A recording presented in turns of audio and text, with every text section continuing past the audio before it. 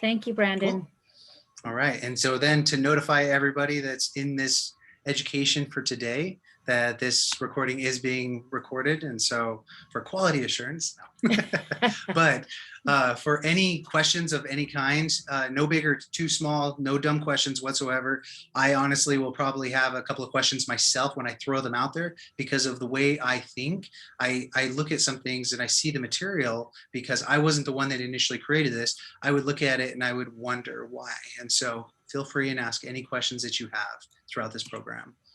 So this is the multi-generational families eating well. So the goal is to be able to educate people, not just seniors, but across the board, so that from kids all the way up, to be able to help Americans to be able to just eat a little bit healthier today. Today, the focus of it is on grains. So it's the Great Grains Discovery. A majority of Americans today, long story short, is we have produced a lot of our own food and kind of simplified it, made it very efficient to be able to allow everybody to have food. However, sometimes that means that we have taken out some of the good nourishment for the foods themselves. And so a majority of Americans do not consume enough whole grains. So usually the recommendation is at least 3 whole grains a day, and about 5 to 6 ounces of whole grains to be able to have adequate health.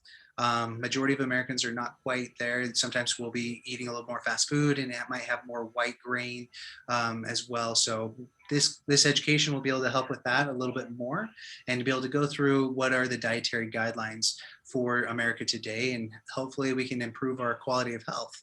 After participating in the lesson, the goal is to be able to just increase your knowledge of what whole grain foods are and what their health benefits. So participating wise, again, if you have any questions, and just helping you to understand how do you balance it on your plate, what is the purpose of a whole grain. And then the last little bit of the goal for this class is to increase our consumption. So if we are not getting enough, to be able to consume more. If we're getting too much, how to be able to moderate it to be able to keep us within a nice healthy balance. So when it comes to the goals, we want to be able to find out what is a grain. And so I'm going to break down kind of the science of what are the components of a grain, help us to be able to identify the knowledge and the health benefits of whole grains, and identify at least 2 reasons why you would want to actually have more grains in your diet, and to be able to have a healthier diet. To be able to identify different foods that we can consume each day to be able to get them into our diet in a normal way. And then planning to include a little bit more in our diets as well, learning a little bit more about fiber content to be able to help us in our normal diet. So a little self-reflection is, I love this concept, is what is our grain score? So thinking about what you ate in the last 24 hours, okay? So breakfast, dinner last night, and lunch. This is just kind of a self-assessment. Is, did you eat at least 3 grains, or did you have at least 3 ounces of whole grains in your food? And so thinking about it, I look at that kind of question and I think, ounces, who, like, we're in the American system, like what, like I don't calculate all of my foods when it comes to ounces. So what does that look like on a normal basis? So when it comes to grains, whole grains are always going to be much more higher in fiber versus in lower, more refined. So like white flour, white bread, white tortillas, white tacos, anything that is more of a white substance is going to be less and more refined. So a lot of the fiber is going to be taken out. So things that are going to be a little bit higher in it, something as simple as plain popcorn, brown rice, having some oatmeal.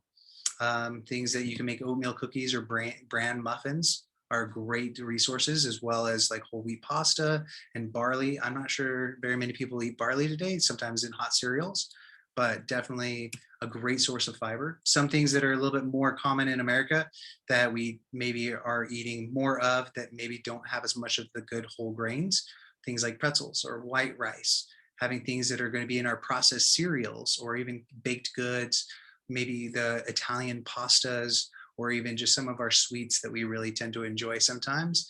We might having more of those, maybe less of the whole grains. And so these are just kind of an idea. And I just want you to kind of reflect on that. How did you do? Were you able to get at least 3 of those servings, or was it a little bit less? And that's just a self-reflection to be able to kind of help you kind of think, okay, where am I eating? Where could I make a little adjustments to be able to incorporate a little bit more grain into my diet? So breaking down into what is what is a grain? So they have this kind of a nice little like anatomical structure, and we have the outer structure of it, which is the endosperm. The outer structure is the bran. The inner structure is the endosperm, and the germ itself is kind of like the little, almost like an egg sac. So it looks like an egg itself. Now, what do these three components really do when it comes to breaking it down? Because when we hear about a lot of our processed foods, we are thinking, what is a white flour versus a whole grain? So a whole grain takes this whole entire component, it breaks it down, it crushes it up, and it allows you to be able to get not only the fiber and the vitamin and minerals, but also gives you that carbohydrate. If you take out all of the extra fiber and all of the good stuff, what ends up happening is you only get this endosperm, and that is the carbohydrate. So really you just get essentially a simple carb with none of the fiber, less of the vitamins, unless it is a fortified food of some kind.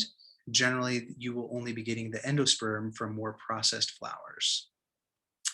And so thinking about of the whole grain, just talking a little bit more about what is in them. So if we're looking at the bran and the germ, so the ones that are usually taken out, those contain a lot of vitamin Bs as well as antioxidants. So sometimes like people will take antioxidants, or they'll get them in their berries, or they'll take them in a pill format, or so many people I know of will take a multivitamin. Well, if we're eating more whole grain, you're getting the multivitamins you need, especially if you're getting a good variety. But if you're eating a lot of more fast food or more processed things, maybe you have a bunch of kids at the house and you're only getting white flour, sometimes that can produce a little bit less of the nutritional content and you're getting more of the carbohydrates.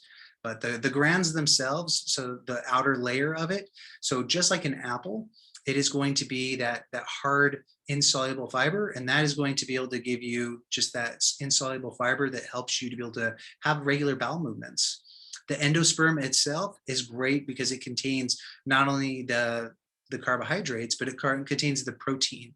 There is a little bit of protein in our grains, and that's where if you ever look at the nutritional label on the back, you'll be able to see that as well. And then the germ itself is going to be where a lot of, almost like an egg yolk, it has a lot of the more of the vitamins and the minerals. So outermost layer, fiber, innermost layer is the carbon protein, and all the vitamins are right in the middle.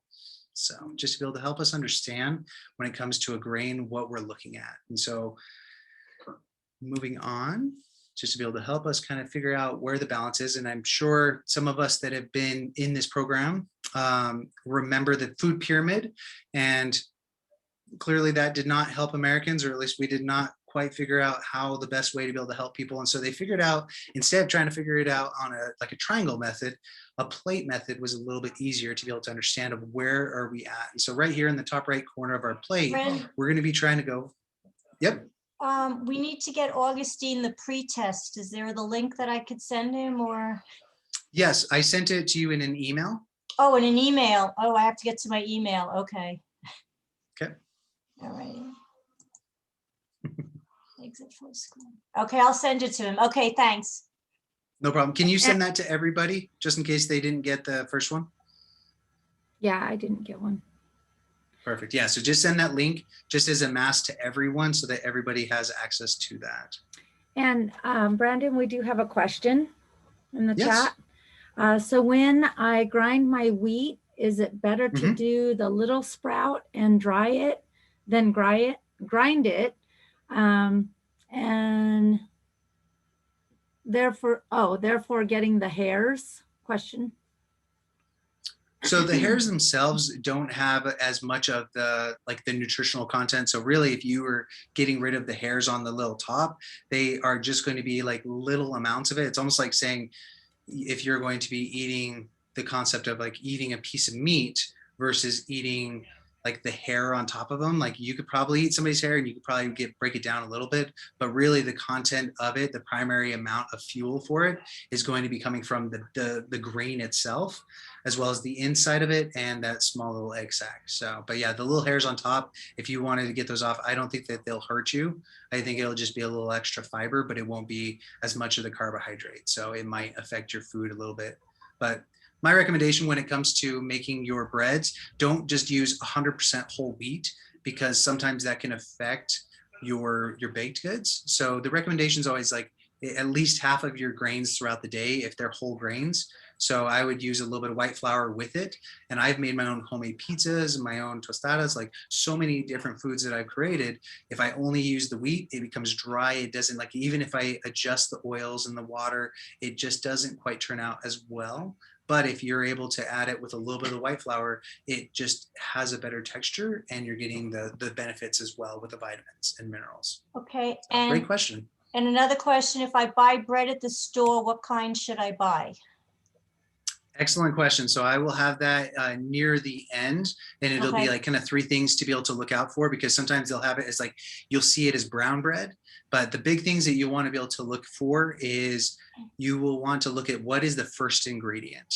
Because Okay. sometimes if it doesn't say whole grain, then usually it's something else. And so it'll be like modified processed white flour. And then like the third one down is whole grain. And so what you want to do is make sure the highest amount of like product in whatever bread you're getting is going to be that. But sometimes they will use molasses instead of sugar to be able to give it more of a brown color. So you'll look at it and you can actually see that there is no, it'll be white flour, but it has molasses. So it'll be a brown bread. And as well, be careful of like the fancy words, because they'll have like these fancy names and everything for breads or any type of tortillas. And sometimes they are not always the best. So I always flip it in the back and just see, okay, how much fiber is there in this type of bread, as well as what is the first ingredient. So those would be the two things I would be looking for when it comes to shopping for bread. Okay. And can you resend me the link? I don't have it in an email, so. Yep, not Thanks. a problem. And then I'll send it to Augustine. Okay, thanks. What I'll do is, I think I have it. I will just send it to everyone in the link. Oh, okay.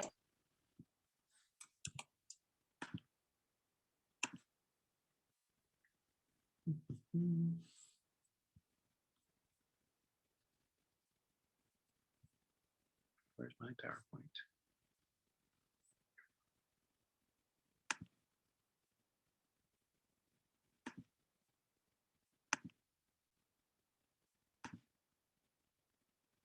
Somehow my PowerPoint has disappeared on me. There we go. Okay, so back on there, and I will send this as.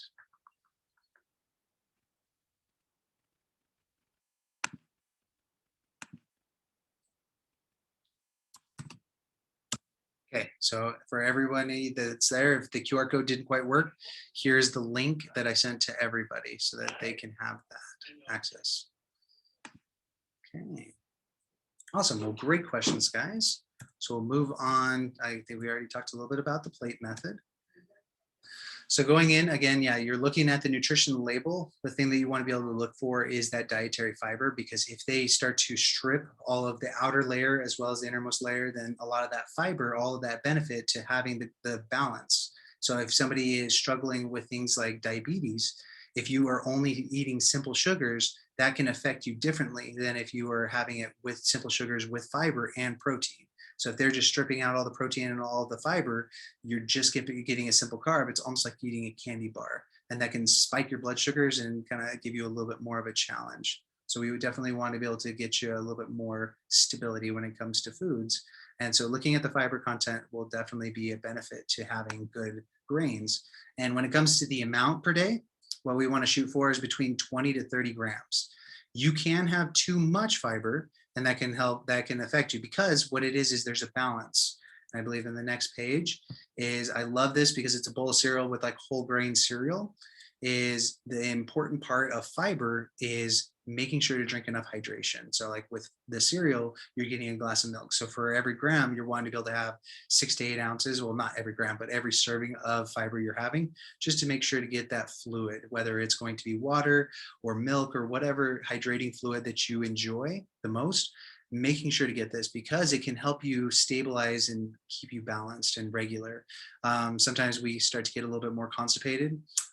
For the 20 to 30 grams of fiber recommendation, that is dependent upon more of the elderly population. If you are more active and you are a kid, that you are growing, you will definitely want to be able to get more fiber because your body's going to be more on an active state. And so if you're trying to get it for your kids, I know sometimes that can be a little bit more of a challenge because they like more of their white bread, but figuring out how to slowly introduce that into their diet.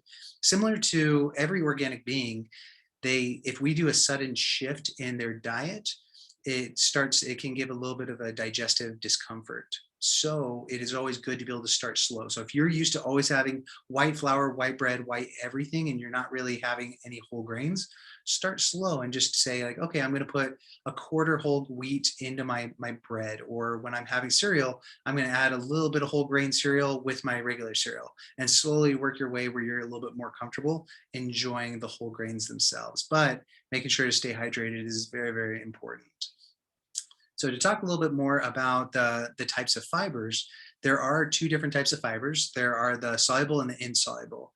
The soluble fiber, if I always think of this as the inside, so the thing that dissolves amongst water. So if you have an apple and you put it in water, the inside of it will dissolve away, but the outermost layer of it won't. So that's the difference between like the soluble versus the insoluble. The soluble fibers help us to be able to reduce our blood sugar. So those are really, really important, especially for people like diabetics. But also if you're starting to stand up and after you eat, you maybe get a little bit of hypoglycemia where you start getting a little lightheaded. It might be an excellent thing to be able to have a little bit more fiber to help with that. As well, the soluble fiber helps decrease our cholesterol. So if you've ever found out, oh, my family has a history of high cholesterol, or I have a history of high cholesterol, that soluble fiber is going to be very, very important, especially if you're wanting to try to keep away things like diverticulitis, diverticulosis, depending on where you are at. Diverticulosis, you need lots of fiber to be able to maintain a steady diet. If you're in an inflammatory state, so a diverticulitis, you want to stay away from fiber because it's going to cause more inflammation and irritation. And another one of the great benefits of whole grain is weight management. That I know a lot of times people in America today, 74% of Americans are either overweight or obese, and it can be quite the challenge. And so helping with weight control, because if you are eating things that have more fiber, you are feeling much more satisfied quicker. And so you are feeling like you don't need to eat as much. If you just have a simple, like kind of a simple burger, maybe the meat itself will be able to keep you more satisfied, but the flour, the white flour itself, not as comfortable. And so this is one of those great benefits of whole grains is they can help you to be able to lose weight and feel a little bit more satisfied as well. So instead of going on diets or avoiding any kind of carbohydrate of any kind, that like not dietitians don't recommend that. Dietitians see carbohydrates as the energy source for our mind, first off, because 100% of all carbohydrates, they get converted into glucose, which then goes to our brain and into our muscles. And that is essential for movement throughout our body and be able to function throughout the day. If we go into a very fasted state and we are not getting enough carbohydrates, our body can use protein as well to break down into ketone bodies, but it's not as effective. And so in the general population, it's recommended to use the carbohydrates, just getting half of your daily diet with the whole grains. Another one of the great benefits of whole grains that I really like is that it actually is amazing for our heart. That because of so we talked already about the soluble fiber, well, some of that benefits can go into our heart as well. As well, the whole grains are very, very rich in vitamins, minerals, and in antioxidants. So anything that can cause cancer, antioxidants help to be able to kind of reduce that. In research, they've been able to find that antioxidants or a diet rich in them can help to be able to offset cancer or any other types of challenges. One of the great vitamins that is in whole grains is B vitamins. And this helps us to be able to utilize the carbohydrates that we consume so that we use it as energy. So instead of it just being eaten and then stored and put into fat, we actually can utilize that and have enough energy to be able to go throughout our day. And another great benefit of whole grains is iron. So a lot of times if we are going to be having a little bit of iron in our diet, we want to be able to make sure that we are getting a little bit of vitamin C to be able to make sure to absorb that into our bodies. And then one of the last ones, I think this is just a little quinoa grain that is a big key is antioxidants. That the whole grains versus just the processed white flour, whole grains have selenium, lignans, and vitamin E. And so a diet rich in those at least those antioxidants can help protect our bodies against certain types of cancers. And especially in the world today, if overweight or obesity or diabetes, something like that doesn't kill us, usually cancer is one of the top 3. And so we want to be able to help protect our heart first, help maintain our weight, and then cancer is the third. And so overall, this is kind of just a general, like it's kind of like the answer. If we could figure out how to balance whole grains in our diet, as Americans, we would probably, like, all 5 of the top things that are the mortality killers in America would be improved. So. And then again, talking a little bit more about the iron, sorry about that, is with the iron, it is very, very important to be able to make sure to get vitamin C with our iron intake. So if we're having a bowl of cereal or if we're having oatmeal, which is great, it's whole oats, you also want to be able to incorporate some kind of vitamin C. So whether that's fruit, whether that's oranges, whether you're going to be having a slice of tomato, whatever it is, if you're going to be having whole grains, to be able to utilize that iron intake, especially if somebody has anemia, you want to be able to make sure to get that vitamin C. That binds to the iron and allows us to absorb it into our body. As well, the iron is necessary for binding to oxygen.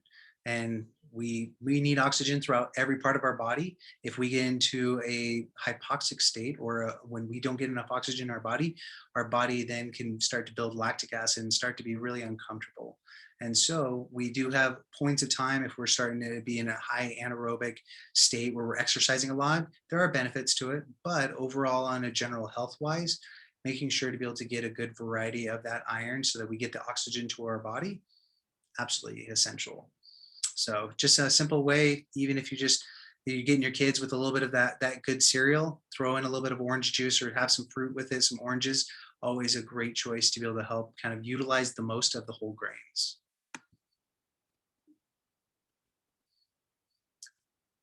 And then when it comes down to how much, because portion sizes, especially like in this example of the photo, is sometimes we eat out a lot. We enjoy going to, now that COVID is kind of slowly, like we're slowly getting back to a normal lifestyle, sometimes eating out is an enjoyable thing. Or when we're preserving it at home, the question is, how much do we need? And so the recommendation when it comes to the ounces of grains per day is for 5 for women and 6 for men. And for teens or anybody that's growing, they'll want to have a little bit more because they're going to be increasing the amount of energy. And all of us know throughout all of our childhood that you get to a certain age and your metabolism just skyrockets and you can't get ever full enough. And so there's a lot more breakdown. Eating the whole grains will help build that body back up, especially with the antioxidants, will help out a ton. And so just thinking about how much there is. So in an ounce of whole grain food, it contains about 16 grams of whole grains. So just something to be able to kind of have an idea for us. So 5 to 6 for women, and then 6 to 7 for men.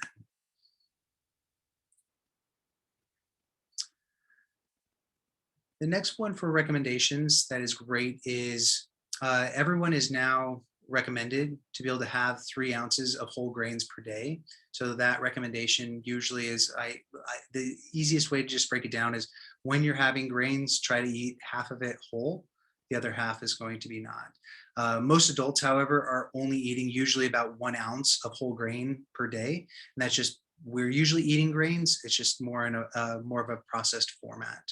All adults and children are recommended to eat half of it as whole grains. Recommended. And the last little bit is choosing 6 ounces of the whole grains is equivalent to getting 3 ounces of whole grains and 3 ounces of refined. So really we're just balancing it out, making sure when you're getting the pastas similar to in this photo, just get half and half. It doesn't matter the variety, it's just the variety is important, just making sure that we get a good balance. So we're not eating the same thing over and over and over. And then going through and just looking at food labels themselves is going to be important because sometimes you see little packaging and they'll have different labels. So looking at them and say, like, is this actually whole grain? Is it going to be not? So like you can see in this one, it's a very similar marketing, but one is 100% whole grain and there's just a difference between the amount of fiber that's going to be in each serving. And so making sure that you have a good quality amount.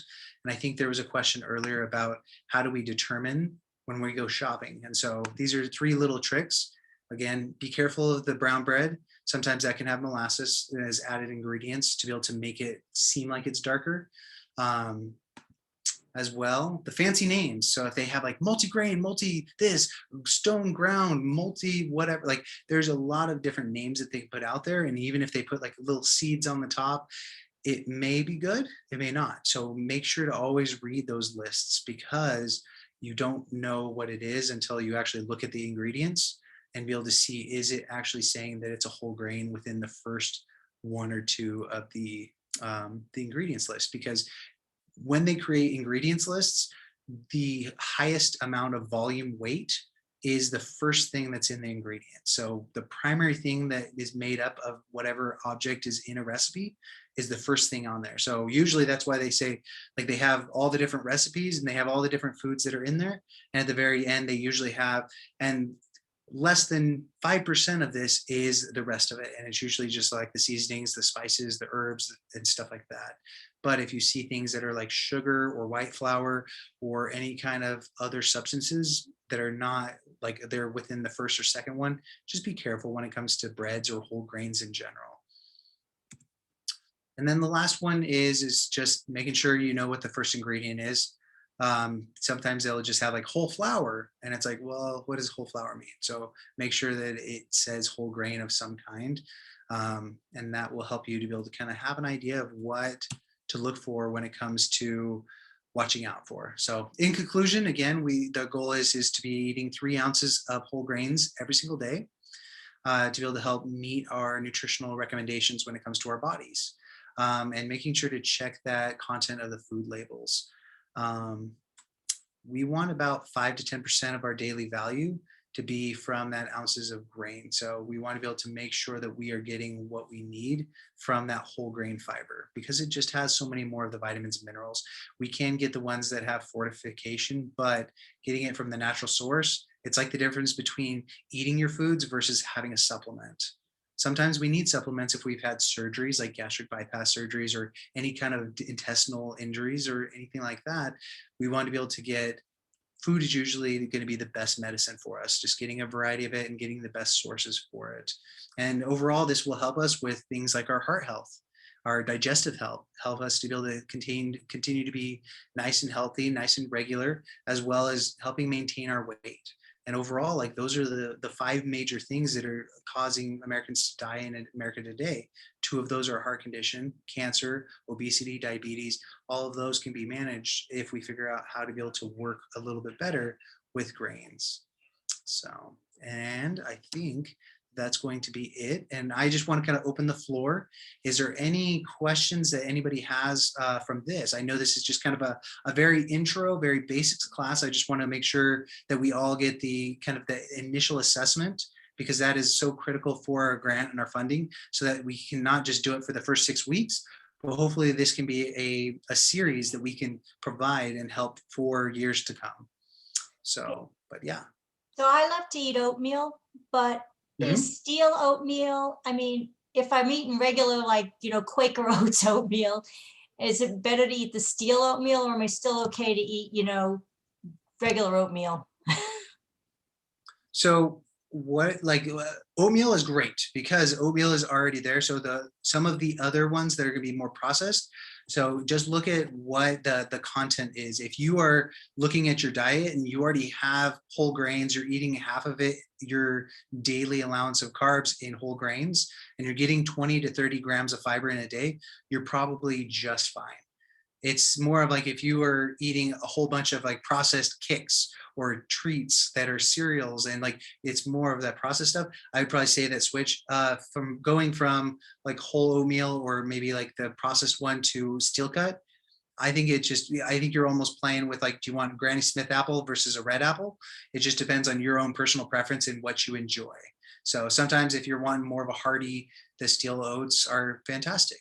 But it just depends. I think that one, it would just come down to your own personal preference. But I think a majority of times, at least with oatmeal, you'll be getting similar stuff, unless it's like the very processed prepackaged stuff that's the quick instant oatmeal. That will be a little bit less. So I'm guessing that there's probably going to be a little less fiber in the quick instant oatmeal. So awesome. And did everybody have a chance? Hopefully, I don't see any questions on here. Does anybody have any questions? There's a I'm just gonna look question. at it. How do you Perfect. I see assess, Marcy. how do you assess that you are having 3 ounces of whole grain? So best way to look at that is when you are looking at a nutrition label. So let me pull up our nutrition facts.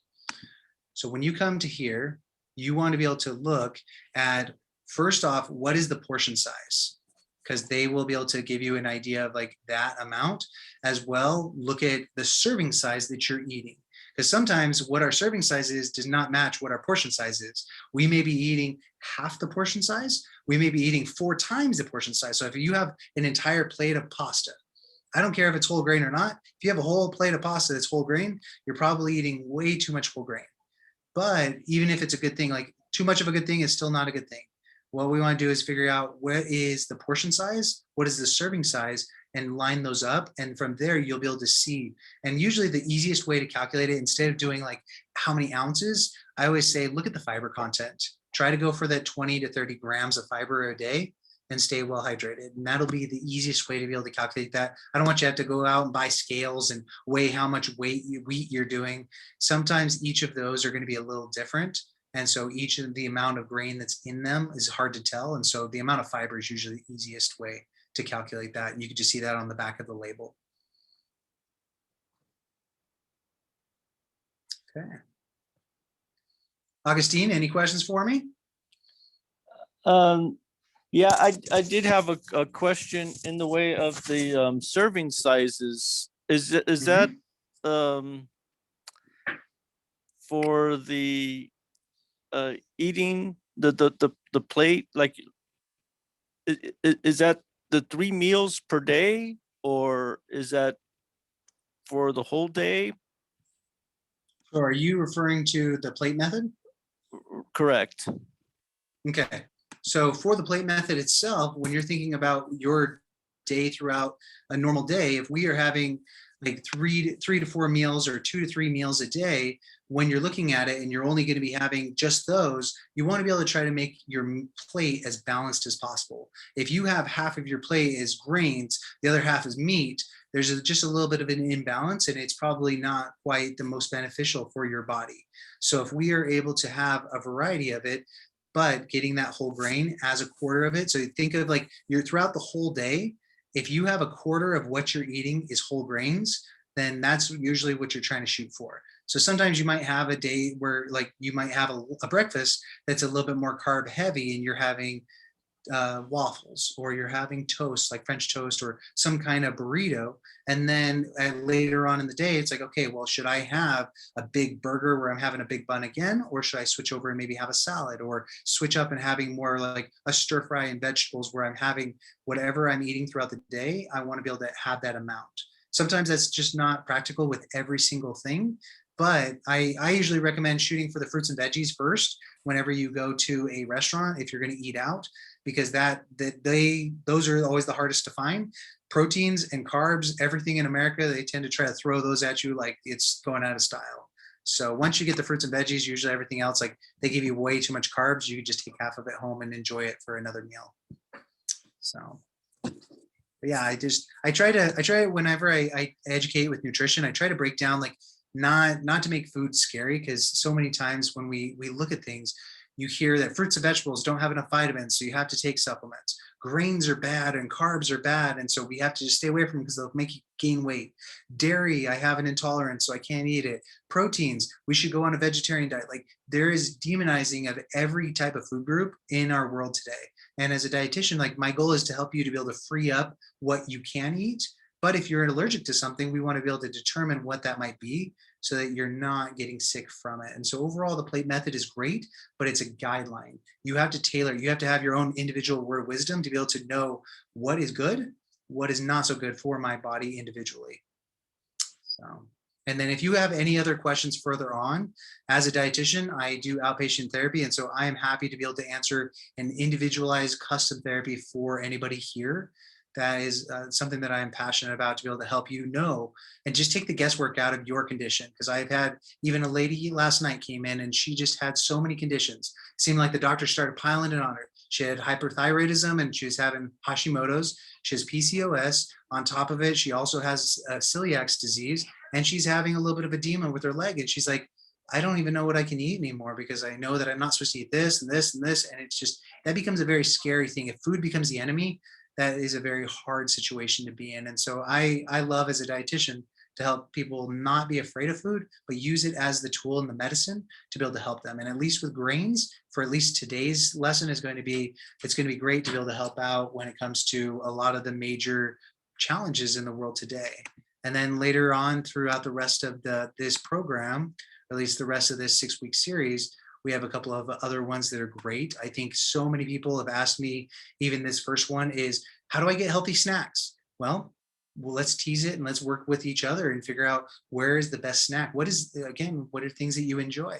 As well, heart healthy. How do we eat so that our heart system and our cardiovascular system is good? How do we prevent having any kind of heart disease? If we have hypertension, what are the best types of things for that? And the rest of this whole program, they did a great job with SNAP-Ed, and I'm excited to be able to help out everybody that wants to be participating. So, and if there was no other questions, I think we will go ahead and close it there. But thank you so much for everybody coming, and I'm excited to be able to have you throughout the series. If you can't make it Tuesdays, Thursdays are always available. And I believe once we kind of get everything worked out, I will probably be keeping the recording of maybe Tuesday or Thursday, depending on which one's smoother, on the internet, so that people can watch it at any point in time. So, all right. Okay. Well, if there's no other questions, I'll see you next No. week. Marta Excellent. just said great class, and from Augustine, thank you, Brandon, very informative. Yeah, and I'm just thinking, wow, I'm just going to try and resend to everybody I know to try and get on your Thursday class. I mean, Jesus, this is really great. This is super informative, and that's exactly how I'm going to put it. People know me. I just tell it like it is. So I'm just going to, I'm just going to go back to the people I know and just say, listen, I participate and you guys got to jump on. So if like people miss, let's say this week or next week for some reason, can they pop in on the 3rd week, 4th week? Is that, absolutely. So if what they we ask can me do, that, because is that okay? Okay. Yep. So if we are recording it, the great thing is we can send those videos to them. We'll probably have them uploaded to YouTube. That way they can come to them. So if they miss one of the weeks, we can start to have them go through and get signed on, do the assessment, and that way we can make sure that we're getting the funding, but they're getting the benefit as well. Yeah. So, Okay. and that way, at the end, if they're not getting any benefits from it, I need to change what I'm doing as a teacher. But my hope is with your questions, if you're like, I've been struggling with Hashimoto's for years, I want to be able to provide at least a little bit of a help so that people can know what is going on. Because for nutrition to be the most effective, it has to be individualized. I love group classes because it's like general, like kind of a cool information. Like who would have thought that grains had selenium in them? It's good to know. But what about when it comes to my own individual health? That's where it needs to be individualized. So, and I saw Martha, I saw your hand raised. Yeah, I just want to encourage everyone to go to the link and fill out the questionnaire. That's really important for our continued funding. So if you haven't, please do. Appreciate that. All right, Been really good, really great, Brandon. Thank you very much. Thank you, Larry. Augustine Amy, thank you for has joining his- us. Augustine has his hand Yeah. up, it looks like. Yeah. Brandon, I like that you put the forms, the pretest on chat, because I was able to click it on from the chat room and complete the pretests. So, Perfect. so I Yeah. appreciate that. I'm going to do the pretest now. Am I too late to do it? No, Oh, Nope, okay. I think it should just be right in there. You should click it. You can sign on to it anytime. I got it. Yeah, like Augustine. Yeah, it worked out great doing the link like that. I was then able to put it into another tab and I can go ahead and do it because I am so old school with technology. So that's good to know It's for okay. your future classes in case you get people like me. That's okay. Awesome. All right, everybody. Well, have a great week, and I look forward to seeing you next week. Okay, thank you, Brendan. Bye-bye. Thank you so much. Thank you.